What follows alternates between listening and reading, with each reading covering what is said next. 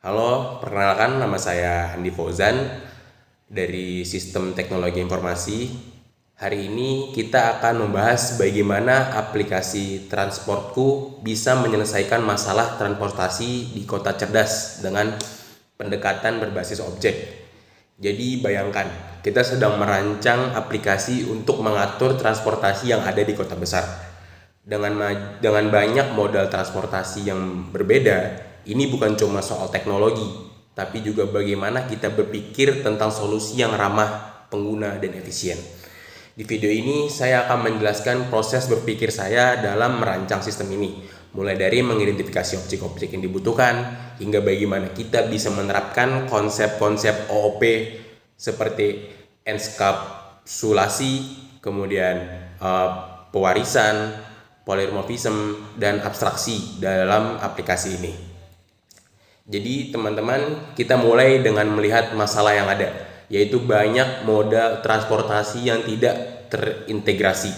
Jadi langkah pertama adalah mengidentifikasi objek-objek yang akan ada dalam sistem transportku. Mari kita lihat berapa objek penting. Yang pertama, pengguna. Tentu saja aplikasi ini dibuat untuk pengguna. Jadi kita harus punya objek yang mewakili orang yang menggunakan aplikasi. Pengguna bisa melihat moda transportasi, melihat rute, dan melakukan pembayaran. Atribut yang penting di sini adalah nama pengguna, ID, preferensi mereka terhadap moda transportasi. Kemudian objek yang kedua adalah transportasi. Objek yang satu ini mewakili moda transportasi, bisa bus, kereta, sepeda, taksi, atau bahkan transportasi sungai. Setiap jenis transportasi punya statusnya masing-masing, apakah sedang beroperasi atau tidak, serta rute dan jadwal keberangkatannya. Kemudian objek yang kedua adalah jadwal. Setiap moda transportasi pasti punya jadwal keberangkatan dan kedatangannya. Kita perlu objek yang bisa mengelola dan memberitahu pengguna kapan transportasi dan keberangkatan, kapan tiba, dan bagaimana waktu estimasi perjalanannya. Kemudian objek yang berikutnya adalah rute. Ini juga penting banget karena pengguna butuh tahu rute yang akan mereka lalui, mulai dari halte pertama sampai tujuan. Objek akan membantu pengguna untuk merancang perjalanan mereka dengan lebih efisien. Kemudian pembayaran. Nah, untuk bagian pembayaran, kita akan membuat objek yang mewakili transaksi pembayaran. Semua metode transportasi diharapkan bisa dibayar menggunakan satu sistem pembayaran terintegrasi. Jadi pengguna cukup menggunakan satu dompet digital atau kartu dan mereka bisa bayar semua transportasi yang mereka pilih dan perjalanan. Kemudian objek yang berikutnya adalah pemberitahuan. Saat perjalanan sedang berlangsung, ada kemungkinan terjadi gangguan atau rute alternatif yang bisa dipilih. Nah, untuk itu kita butuh objek yang bisa mengirimkan pemberitahuan kepada pengguna, memberitahu mereka tentang perubahan atau info real time lainnya. Kemudian objek yang selanjutnya adalah analitik. Di belakang layar, pemerintah atau pengelola sistem perlu menganalisis data perjalanan untuk membuat keputusan yang lebih baik ke depannya. Misalnya data tentang kemacetan atau kebutuhan transportasi di suatu area. Sekarang mari kita lihat bagaimana konsep OOP diterapkan dalam sistem transportku. Di sini kita akan bahas 4 pilar utama: encapsulation, inheritance, kemudian ada polymorphism, dan abstraction. Yang pertama, kita akan membahas tentang encapsulation.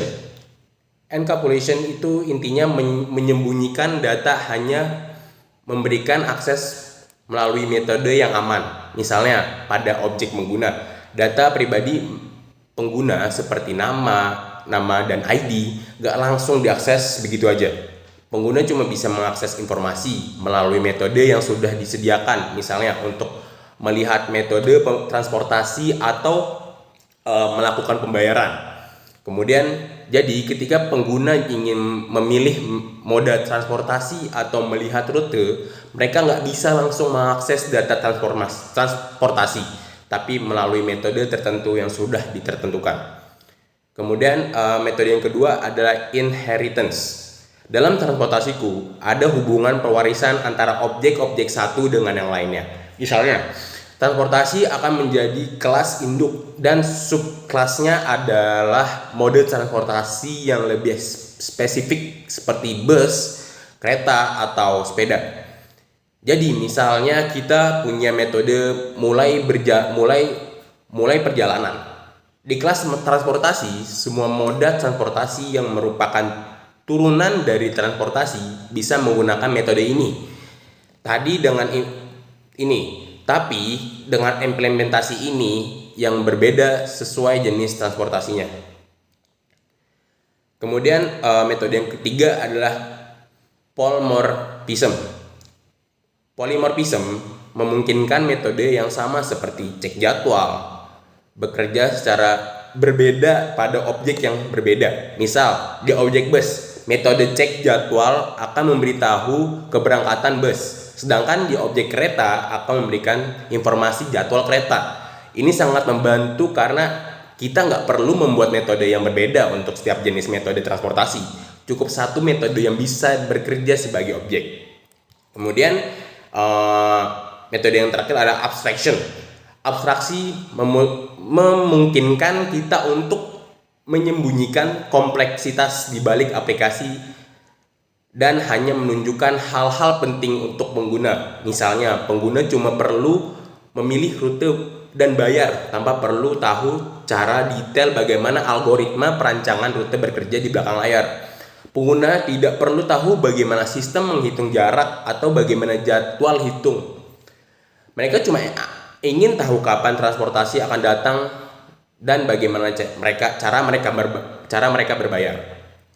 Contoh dari pengguna, bayangkan ada seorang pengguna yang ingin berpergian dari perumahan Ciputra misalnya. Dia ingin ke kawasan bisnis sentral.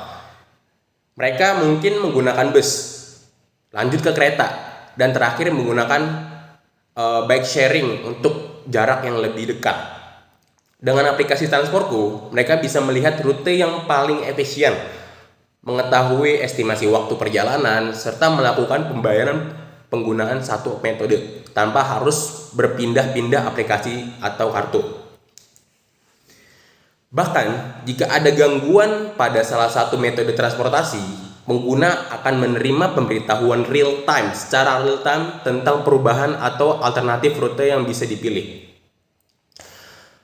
Untuk menyimpulkan aplikasi Transportku bertujuan untuk membuat sistem aplikasi yang lebih efisien, terintegrasi, dan ramah pengguna dengan penerapan OOP. Sistem ini bisa fleksibel dan mudah diperluas di masa depan. Sistem ini memungkinkan kota berkembang tanpa harus meninggalkan sistem yang lama dan bisa meradaptasi dengan pertumbuhan moda transportasi yang layanan baru.